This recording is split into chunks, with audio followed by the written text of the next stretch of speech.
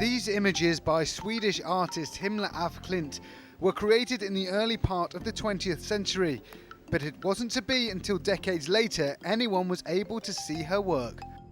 Before there was even a modernist movement to speak of, Af Klint has now been credited as the pioneer of the art form, predating even Kandinsky and Mondrian, but her work was never to be seen in her lifetime. She made all of these in secret. She showed relatively few people.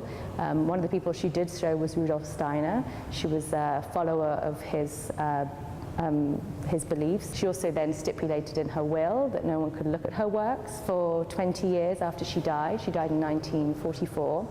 And one of the reasons for that was she felt that she wouldn't be understood in her lifetime. And she wrote a lot about that she recognized that one day she would be a pioneer. And Rudolf Steiner said the same to her as well, but now was not her time. So in a way she was almost painting for a future audience, for a future generation. Along with her associates known as the Five, it seemed they were answering to a higher being when it came to having their work commissioned. They would gather together and conduct seances and create sort of automatic writings and drawings which they believed were sort of communicated to them from these spirits, which they termed high masters. And then one of these high masters commissioned, if you will, Af Klint to create the paintings for the temple, and that consists of about 193 works, and that's really the focus of the exhibition here at the Serpentine. With much of Af Klint's work being done in secret, the attention that exhibitions like this one at the Serpentine Gallery in London are having is forcing some important conversations in the art world. We are all taught in art school and in art history that there's this sort of very set trajectory, and it's important to think actually there are so many that work outside of that, and to actually try and champion that and to allow, there aren't artists that fit the mold, and there never have been artists that fit the mold.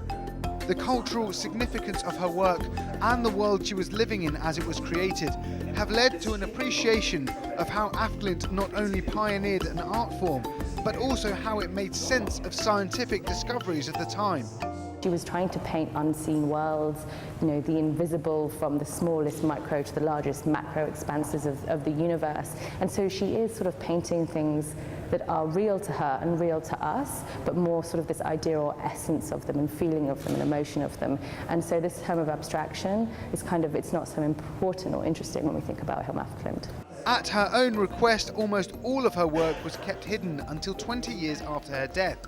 And despite being much longer still until they were shown on this level, it appears it was always in her thinking. She was very conscious about her legacy, about sort of being understood in what she was trying to communicate, and also being understood as an artist. I mean, one of the really interesting things that we found during this process is that she made these notebooks, where after her paintings were done, she would paint sort of very small versions of her works and then photograph them. She made a sequence and order for each of her works, so we knew exactly how to show them and hang them and what order they went in. So it was very sort of a conscious decision about how we would receive them and how we would understand them.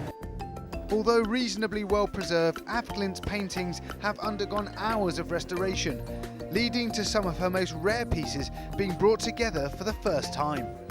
It's been more than 70 years since Himla Af Klint passed away, and it's taken much of that time for her work to get the recognition it undoubtedly deserves. Now though, held by the Serpentine Gallery, she gets to take her place as one of the pioneers of modernist art. Adam Reed, TRT World.